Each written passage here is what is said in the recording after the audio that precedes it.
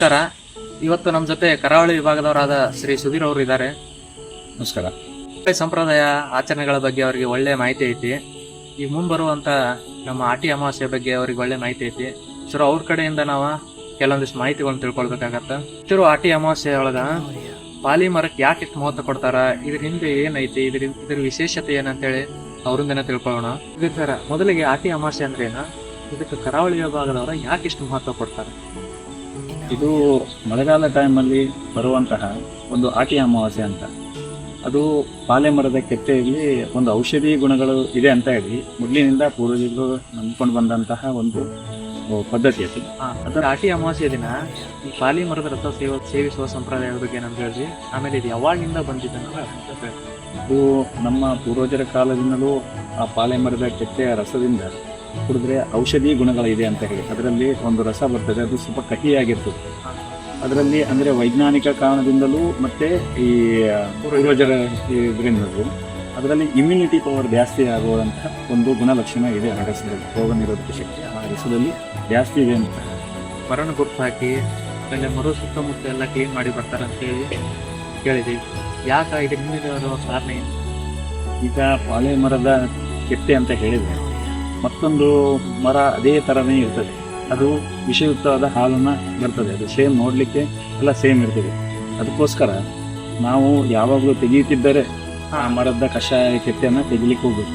ಯಾರೇ ಹೊಸದಾಗಿ ಹೋಗಿ ಅದನ್ನು ತೆಗಿಲಿಕ್ಕೆ ಹೋಗ್ಬೇಕು.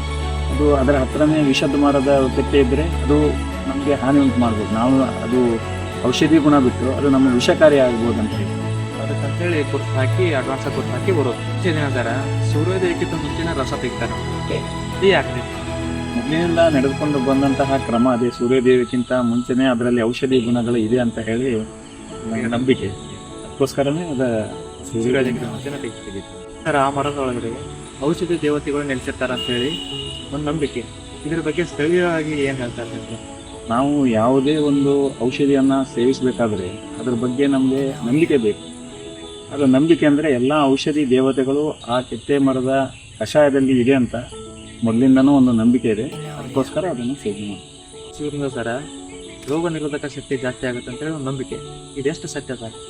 ಇದು ನಾವು ಅವರವರ ನಂಬಿಕೆ ಅವರವರ ಮೇಲೆ ಬಿಟ್ಟದ್ದು. ಯಾಕಂದರೆ ನಾವಂತೂ ನಮ್ಮ ಇದರಲ್ಲಿ ಸರ್ಕಲಲ್ಲಿ ಇದನ್ನ ತುಂಬ ನಂಬ್ತೇವೆ. ಯಾಕಂದರೆ ಇದರಲ್ಲಿ ಔಷಧಿ ಗುಣಗಳು ಇರುವುದಂತೂ 100ಕ್ಕೆ 100 ಸತ್ಯ.